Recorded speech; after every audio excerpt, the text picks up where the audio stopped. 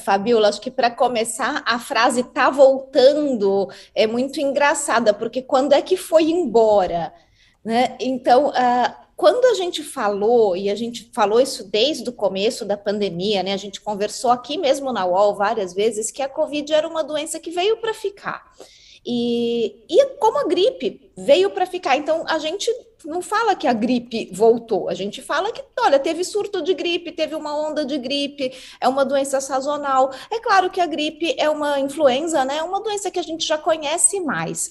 A Covid a gente ainda não conhece tanto, mas a gente já sabe o suficiente para saber que é um vírus que veio para ficar, é um vírus respiratório, não é um vírus que é erradicável com vacinas, ele tem reservatório animal, ele tem uma capacidade de gerar variantes que escapam de vacinas, então ele vai fazer parte da nossa vida daqui para frente, do mesmo jeito que os diversos tipos de influenza que a gente enfrenta, né, periodicamente, sazonalmente. O que a gente ainda não sabe é realmente ter algum tipo de previsão de quando a gente vai ter surtos de Covid, onde, e com o tempo a gente vai aprender a monitorar isso um pouco melhor. Mas a Covid nunca foi embora, então não é que ela voltou, é que a gente está vivendo agora um pico de novas subvariantes da Omicron. Isso é interessante da gente ver também. A gente teve diversas variantes de Covid ao longo desses anos de pandemia, e depois de 4 variantes que a gente teve, lembra a alfa na Inglaterra, depois a beta, África do Sul, a gama no Brasil, a delta na Índia, todas elas se espalharam e tomaram conta do mundo. A que foi até agora mais bem sucedida foi a Omicron, que realmente desde que chegou chegando, né? E se espalhou muito rapidamente, com uma transmissibilidade maior do que as anteriores e um escape de vacinas, o que fez com que ela ganhasse a competição de todas as outras. Então, ela se torna a variante dominante no mundo. Depois da Omicron, a gente não teve mais nenhuma variante nova. Veja que são todas subvariantes da Omicron, são todas filhotes da Omicron. Então, a gente tem uma variante que parece que deu muito certo do ponto de vista de evolução e estabilidade, o que a gente chama de fitness do vírus, mas ela continua gerando pequenas modificações dela mesma.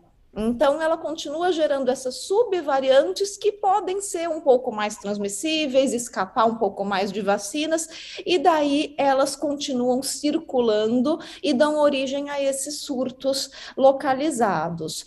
Essa subvariante que a gente vê agora no Brasil não é surpresa nenhuma que ela esteja aqui, porque a gente já tinha visto ela na Europa, nos Estados Unidos, e a gente acompanhou todas as outras e viu que não tem barreira que segure vírus, nem barreira física, muito menos barreira diplomática.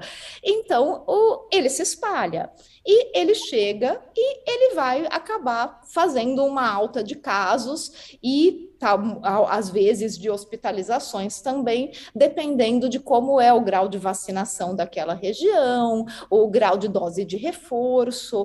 E a gente no Brasil, a gente tem vantagens e desvantagens. Vantagens, a gente é um país que vacina, apesar de todo o terrorismo que a gente viveu aí durante o desgoverno, a gente ainda assim conseguiu uma taxa de vacinação, pelo menos com as 2 primeiras doses, muito boa. A nossa cobertura vacinal para Covid é muito boa, principalmente comparada com outros países. Mas a nossa taxa de cobertura para dose de reforço, de terceira e quarta dose, já não é tão boa. Para vacinação infantil, então, nem se fala, até porque o terrorismo para vacinação infantil foi muito mais forte. E falta vacina também, né, E Natália? Tem falta, esse ponto. exatamente. Doutor Vecina estava falando Exato, conosco essa semana. Falta vacina. exa exato, Fabiola. Então, lembrando que, né, o problema de acesso às vacinas, né, principalmente no Brasil, é muito maior do que a própria hesitação vacinal por questão de desconfiança. Uhum. Então, falta campanha, falta planejamento, falta vacina, e daí tem uma variante com escape de vacina circulando. Não tinha Natália, como então, ser diferente.